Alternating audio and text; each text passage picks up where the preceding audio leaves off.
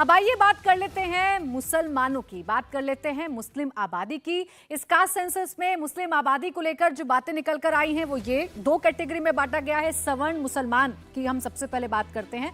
बिहार में 17.7% मुस्लिम हैं, जिसमें सवर्ण मुस्लिम का जो शेयर है वो है 6.44। सवर्ण मुस्लिम किसको वोट देता है तो आरजेडी के साथ जाता है इनका वोटिंग पैटर्न।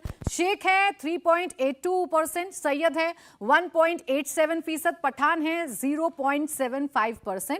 और इन तीनों का वोटिंग पैटर्न ये बताता है कि ये आरजेडी के साथ जाते हैं। जो एक एमवाई फैक्टर, जो एक एमवाई समीकरण आरजेडी के साथ काम करता है, उसमें ये महत्वपूर्ण कड़ी। सवर्ण मुस्लिम में कोई बंटवारा नहीं, कोई आप ये नहीं कह सकते सेंधमारी हो जाएगी, क्योंकि ये एक मुश्त आरजेडी की तरफ जाते हैं। इनकी जो आबादी है, शेख हैं 3.82, सैयद हैं 1.87, पठान 0.75। ये वोटर आरजेडी के साथ हैं।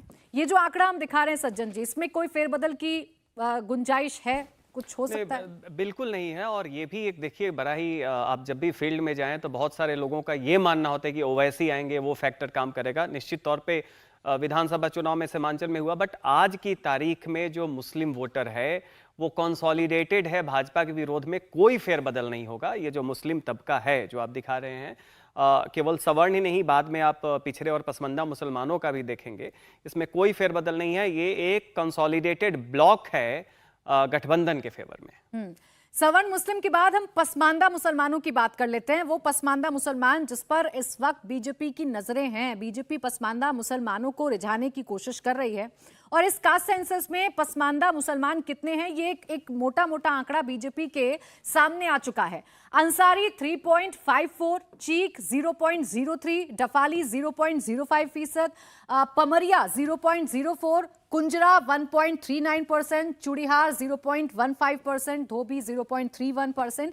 ये कैटेगरी बांटी गई है और इस हिसाब से इनकी आबादी है। मलिक हैं 0.08%, दुनिया 1.42, ठकुराई 0.11, नट 0.04, भाट 0.06% वोटर बनाया जाए। कुछ परसेंट वोट तो कम से कम इन वोटर्स में से अपने पाले में लाया जाए।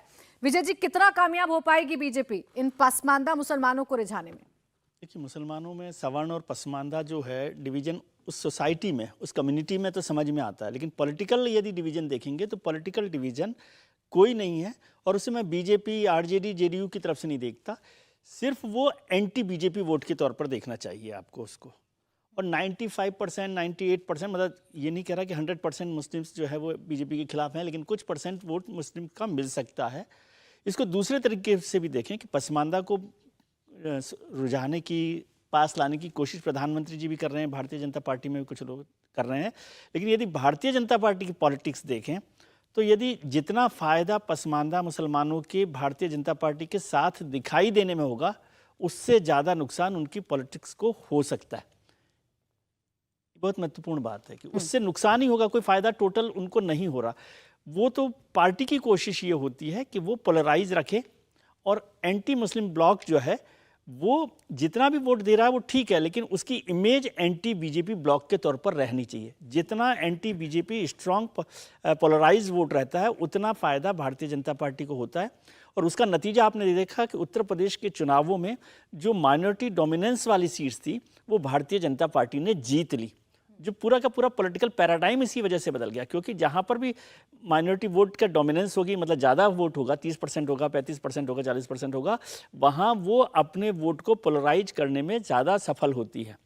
इसलिए उसको डिफ्यूज करने से पार्टी को नुकसान होता है।